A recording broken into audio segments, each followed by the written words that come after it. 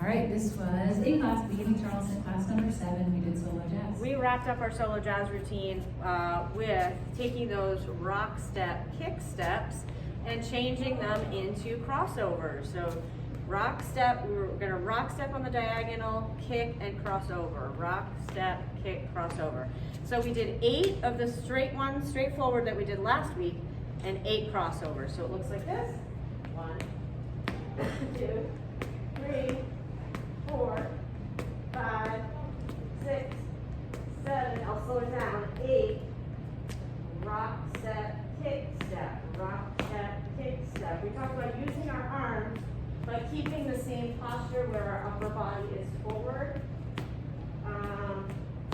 Keeping your kicks low, of course, as well, so not getting too high off the ground with those kicks, keeping them right low, right off the ground. And then after that, we went back to the beginning. So we went back to our single kick steps, and we repeated the whole routine up until somewhere in the turn section.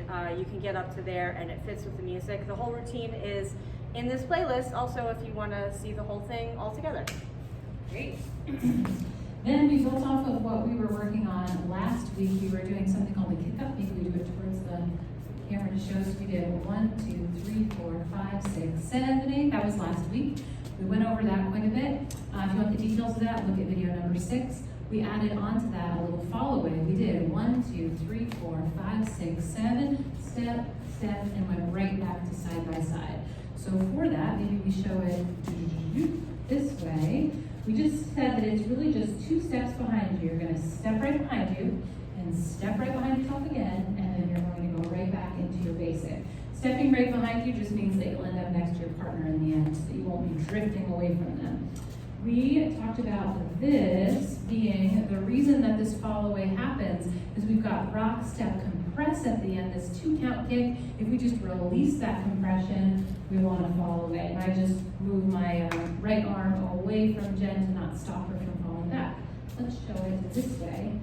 1, 2, 3, 4, 5, 6, 7. Walk, walk, we go back to basic Charleston. Talk a little bit about this hand too as we're doing some of these movements where we're not connected. Whenever we rock step, our arms are going to go across our bodies. 1, 2, 3, 4, 5, 6, 7, and 1. So if you can get that cross body on the rock step, you'll end up getting it in the right place.